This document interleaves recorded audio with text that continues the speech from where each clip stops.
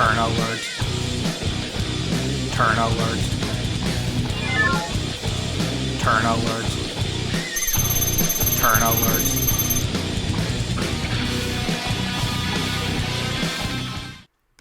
What is going on, guys? This is the Club of the Man 1993, and we have WWE Turn Alert's been keeping me busy lately. We have 4 more Turn Alerts to do. One's kind of a little bit of a whoopsie, but we will talk about that when we get to that maybe later on tonight. We'll have to wait and see. But this is episode number 311 of WWE Turn Alert. As we talked about our first of 3 turns. Well, technically 2 turns that happened at Bad Blood. One was on the post show. Well, not really on the post show to begin with. It was a social media one. And the other one was on Raw this past week. So we're going to start with the first one that happened at Bad Blood.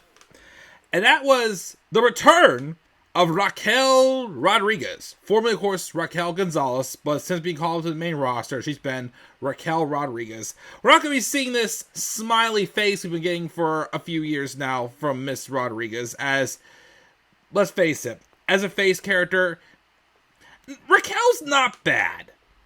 But she's not that great either. But she's a reasonable big woman who definitely can play the role well of being someone's muscle. And that's kind of what she's been brought back to do. First off, Raquel's been out for most of the past year, and I looked it up before I started recording this, with mast cell activation syndrome, which causes skin to swell up and turn red. A little more details about it here. It's a condition that causes mast cells to release too many chemicals into the body, such as hives, swelling, low blood pressure, difficulty breathing, and severe. Yeah, we're not going to mention that as well. But yeah, unfortunately that sucks. But I'm glad to see Raquel is doing better and she is healthy. I think she got diagnosed with that towards the end of 2023. She was briefly back at the beginning of the year because she was in the women's Elimination Chamber match this year, but then she went away again and returned at Bad Blood during the Shark Cage match with Liv Morgan and Rhea Ripley, and she saved Liv Morgan from losing the match. Basically, it was a botched finish because I'm hearing 2 sides of the story here. I'm hearing the referee wasn't supposed to look in the direction where Raquel was. Or I also heard that Raquel came out too early. So, it was a botch. It happens, though. So, yeah, I kept thinking somebody else was going to interfere in that match.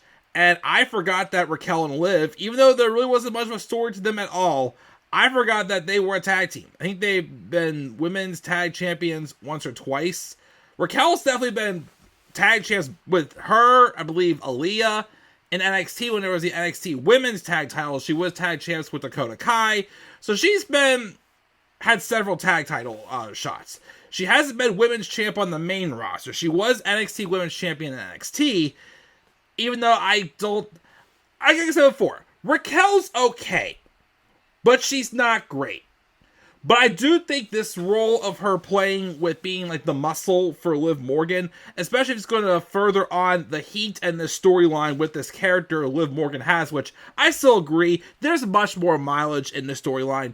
So having Raquel be involved, is great. It could help her with character-wise, especially now that she's a heel again. Of course, that botch didn't help, whatnot. And it could just help bring out like more of like the monster in her. Maybe with her being 6'2". I know she's not as like built as like Nia is, who's like bigger and stronger.